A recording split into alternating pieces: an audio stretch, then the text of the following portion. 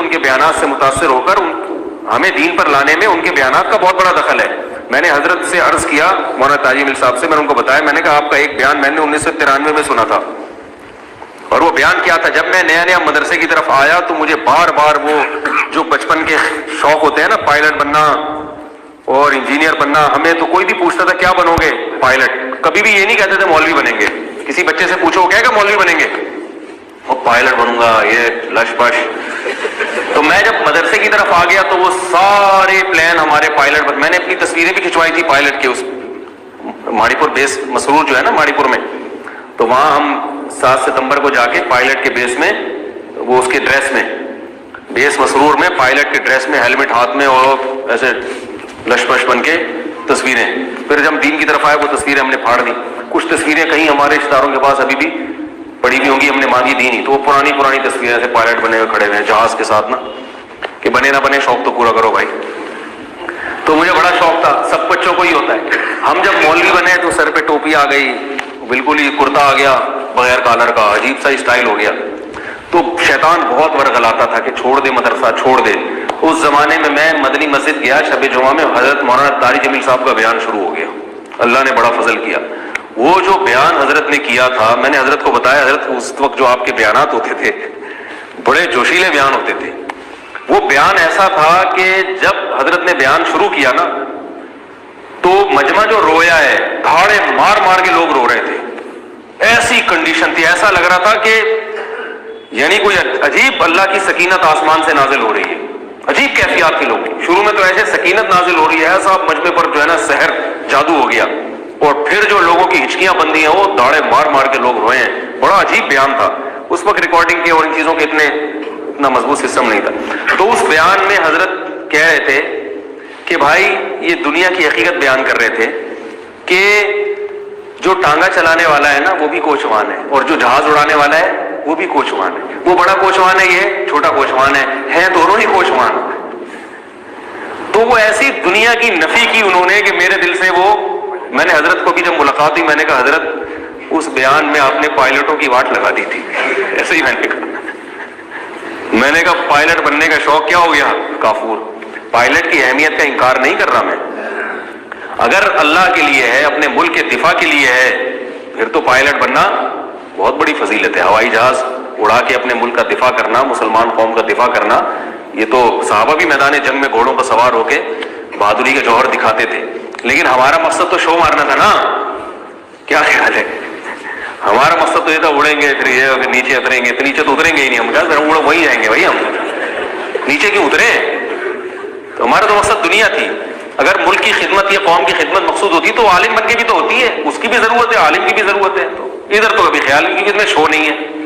اب ٹوپی پہن کے جب گھر آئے, اور مدرسے والوں کو اللہ ہدایت دے, یہ ہمارے مدارس کے جو محتمیم بچوں کے ٹینٹ کرا کے رکھتے ہیں, تو بڑے لوگ ہیں, میں چھوٹا ہوں, بڑی بات, اللہ کا واسطہ یہ رسم کو مدرسوں سے ختم ہو جانا چاہیے.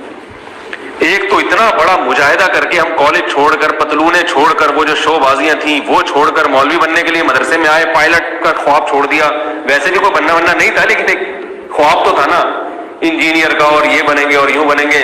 کبھی خیال آتا نیوی میں جاؤں گا.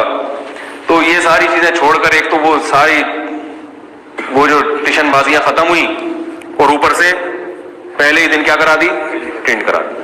گھر آ رہے ہیں تو سر چھپاتے پھر رہے ہیں. یہ جو میں بڑے بال رکھتا ہوں نا, یہ احتجاج میں رکھتا ہوں, ورنہ مجھے بڑے بال رکھنے کا بالکل بھی شوق نہیں تھا. دور حدیث میں نے ارادہ کیا اب میں بڑے بال رکھوں گا. اب تو ٹنٹ ونٹ کا ہمارے یہاں دور حدیث تک پھر ٹنٹ کا نظام ختم ہو گیا تھا. بھائی دورے سے پہلے ٹنٹ کراؤ, دورے میں پہنچیں گے تو بال رکھنے کی اجازت. تو جب دورے میں پہنچا تو بال رکھ لیے. جب اگلے سال تخصص میں آئے تو پھر استاذ کا حکم آئے ٹنٹ کرا لو. میں نے کہا اب تخصص کے بعد تو تعلیمی دور, جو اصطلاحی تعلیمی دور ہے وہ تو ختم ہو رہا ہے. میں نے کہا کرا لے بیٹا, اس کے بعد دیکھتا ہوں میں. پھر میں نے بال رکھے, یہاں تک بال کر دیے, تک تو چھوٹے ہو گئے, ادھر تک بال, بہت بڑے بال رکھے. پھر ہم نے کہا احتجاج میں تو ساری کسر نکالیں گے, ہمیں ٹریننگ کیوں کرائی. لیکن بہرحال ہم فرما برداری کرتے تھے. آج کل جو ہے نا طلبہ میں فرما برداری نہیں ہے. استاذ نے کہہ دیا کرا دو تو اب سمجھ میں تو نہیں آ رہا ہے, لیکن اب بھائی استاذ ہیں کرا لے یار, اب چھوڑ کیا دلائی. اب بات کر رہا ہوں کہ بھائی یہ بڑا ظلم ہے, ٹھیک ہے, آج کل کے حساب کے لحاظ سے ٹینڈا آدمی کہیں بھی کسی کو بھی اچھا نہیں لگتا. اور دینداروں کے لیے تو زینت ویسے ہی ضروری ہے تاکہ لوگ دین کی طرف آئیں. ٹینڈ کرا کے عجیب حسن تیرا اس طرح سالم رہا, سر ملانے پر بھی تو ظالم رہا. یا ہمارے اساتذہ میں یہ شعر سناتے تھے, حسن تیرا اس طرح سالم رہا, سر منانے پر بھی تو ظالم رہا. تو میں نے حضرت سے یہ اپنا واقعہ سنایا. میں نے کہا وہ آپ نے جو پائلٹ کی ایسی کی تیسی کی تھی نا, تو وہ پائلٹ سے میری مراد کیا ہے یاد رکھو دنیا کے لیے. باقی پائلٹوں کی اپنی اہمیت ہے, اور کوئی پائلٹ آپ میں سے بن سکتا ہے تو بنے بھائی, ہر شعبے میں جانا چاہیے. تو میں یہ کر رہا تھا کہ میں تو گیا تھا کہ بھائی وہ بڑے بزرگ ہیں, وہ میری تصویریں ایسی آ گئی, یوں بیٹھا ہوا ہوں, یوں کر کے دیکھ رہا ہوں.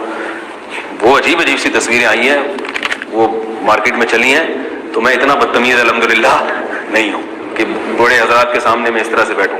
پھر وہ میری بات چیت کرتے ہوئے آڈیو بھی آئی ہے, اس میں بھی ایسا لگ رہا ہے میں ان کو سمجھا رہا ہوں. ایک صاحب نے مجھے فون کیا, آپ کیا ان کو سمجھا رہے تھے؟ میں نے کہا میں کون ہوتا ہوں ان کو سمجھانے والا بھائی. انہوں نے مجھ سے ایک سوال پوچھا تھا, کوئی بات پوچھی تھی جامعہ سے متعلق, میں اس کا جواب دے رہا تھا کہ بھئی وہ جامعہ میں درس قرآن کی جو ٹریننگ دی جاتی ہے اس میں یہ, وہ پوچھ رہے تھے کیا ہوتا ہے اس میں, ان کو بتا رہا تھا. تو وہ ایسا لگ رہا ہے جیسے میں ان کو سکھا رہا ہوں کیسے دیا جاتا ہے درس قرآن. تو وہ آدھی بات آئی ہے نا. تو یہ یعنی وہ ان تصویروں سے آپ دھوکہ نہ کھائیں.